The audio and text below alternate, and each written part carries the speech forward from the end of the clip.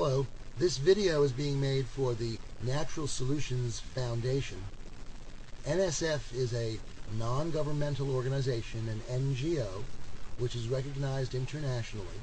The president of our foundation is Major General Albert Stubblebine, U.S. Army retired, and our medical director is Rima E. Lebo, MD. My name is Ralph Fusatola.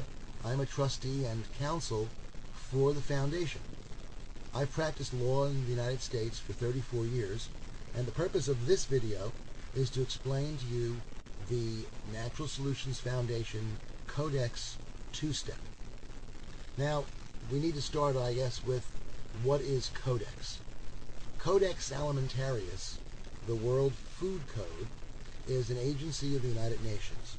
It was founded over 4 decades ago by the WHO, the World Health Organization, and the FAO, the Food and Agricultural Organization.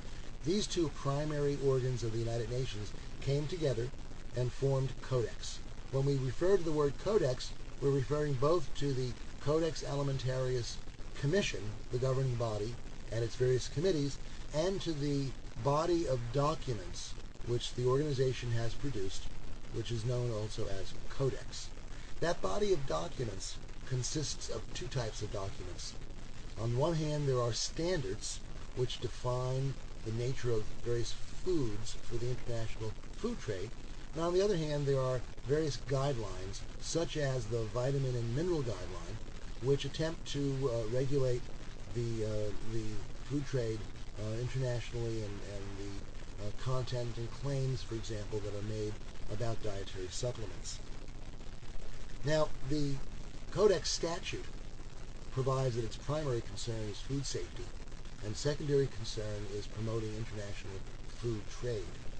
Many health-conscious countries, however, have come to the conclusion that their traditional foods and their traditional remedies need to be protected from the harmonizing effect of Codex regulations. Now, how are Codex rules enforced? The World Trade Organization, the WTO, has over the years accepted Codex standards as what are called presumptive evidence of the rules of trade between countries. Several times in its history, the WTO was asked to make the Codex standards the sole determining factor in those trade disputes, and it has refused to do so. Now, under Codex's own statute, Codex guidelines are merely advisory. Nations are permitted to have their own standards and guidelines, and that is where the Codex 2-step comes in. Since we know from the WTO rules that Codex standards are just presumptive evidence and are not finally determinative, a nation can opt out of that system in order to protect its traditional foods and traditional remedies. So the Codex 2-step is a legal strategy that NSF has developed to help health-friendly nations, and here's what it does. Step number 1, the country adopts its own food and health guideline, and this guideline may be at variance with the Codex guideline. It may, for example, be much stricter on the issue of toxins in the food supply. It may be much stricter on the issue of genetically modified foods. It may require, for example, that people who use genetically modified ingredients put that on the label. It may permit, for example, companies that refuse to use genetically modified ingredients to put that on the label as well, so people can make an informed choice. First step is to adopt the guideline. Second step is to adopt a national law that implements that guideline on a science-based status. The Natural Solutions Foundation has prepared models for you to use. We've prepared a model vitamin and mineral guideline, and we have prepared a model food and health statute that implements that guideline. Both of those documents can be found in the Codex book, which is available through the Natural Solutions Foundation. The Codex book can be obtained by going to the Natural Solutions Foundation website, which is www.nsf.org. globalhealthfreedom.org. You can also contact the Foundation directly by emailing Dr. Labo. Her email address is dr.labo, L-A-I-B-O-W, @gmail.com. Now, let me go back and explain in more detail the Codex two-step. The first step in the Codex two-step process is for a country to adopt its own guidelines with regard to food and health.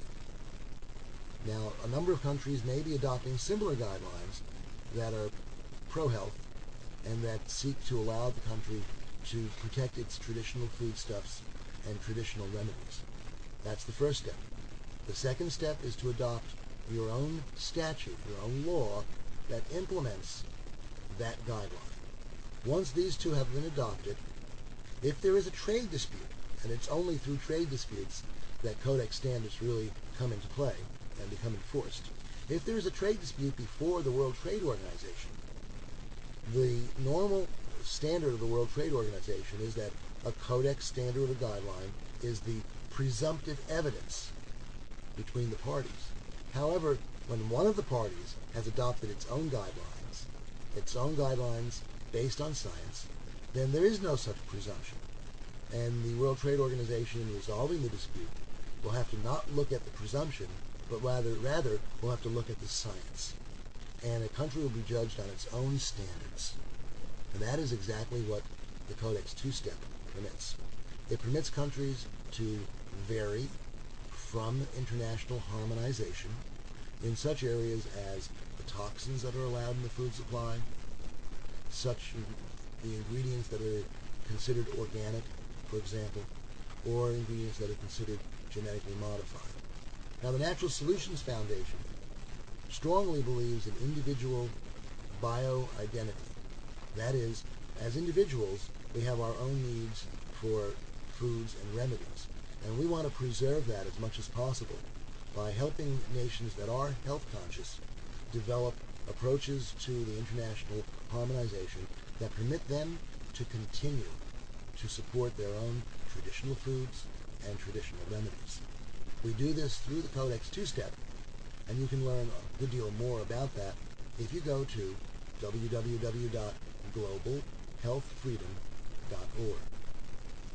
This has been Ralph Fusatola, the Trustee and Counsel for the Natural Solutions Foundation, and I thank you for paying attention and for your time.